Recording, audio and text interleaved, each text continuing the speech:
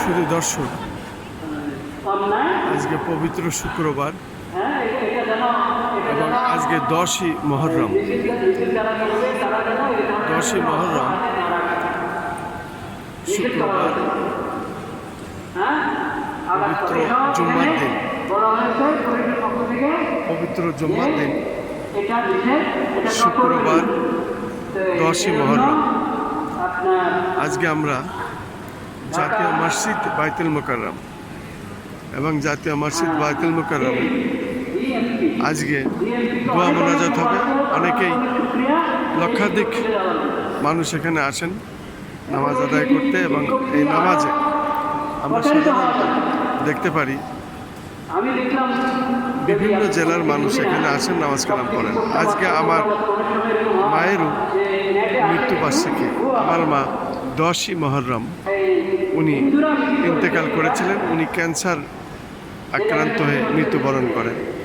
আমরা প্রত্যেকের কাছে আজ দোয়া চাই আমার মায়ের জন্য।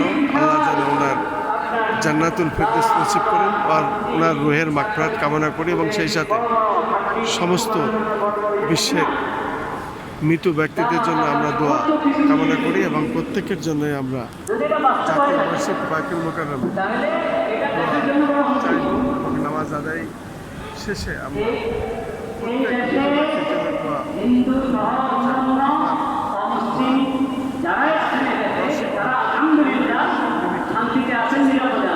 ক্যান্সার আক্রান্ত হয়ে মৃত্যুবরণ আমরা শান্তিপূর্ণ সহাবস্থানের পক্ষে চাই। আমার মা শান্তিপূর্ণ সহাবস্থানের পক্ষে কিন্তু দেশের নিরাপত্তা ওনার রুহের মাগফিরাত প্রত্যেকের কাছে দোয়া চাই এবং দেশের নিরাপত্তা রাখতে হবে। এমন যে কোনো কাজ যারাই করবে সেটা অন্যায়, ওটার প্রতিবাদ হতে হবে, ওটার প্রতিরোধ হতে হবে। তবে আমরা দরখাস্ত করছি, অনুরোধ করছি, আমরা সফল করব। আমরা এটা ষড়যন্ত্র মুসলমানরা ক্ষেপলে একটা দাঙ্গা বাজবে, তাহলে এটাকে ইস্যু করে দেশের 12টা বাজাতে পারবে, মুসলমানদের ক্ষতি করতে পারবে। এগুলো ষড়যন্ত্র। তাহলে আমরা বোঝার চেষ্টা করি আমরা ষড়যন্ত্র। বাকি আমরা সরকারের দৃষ্টি আকর্ষণ করব।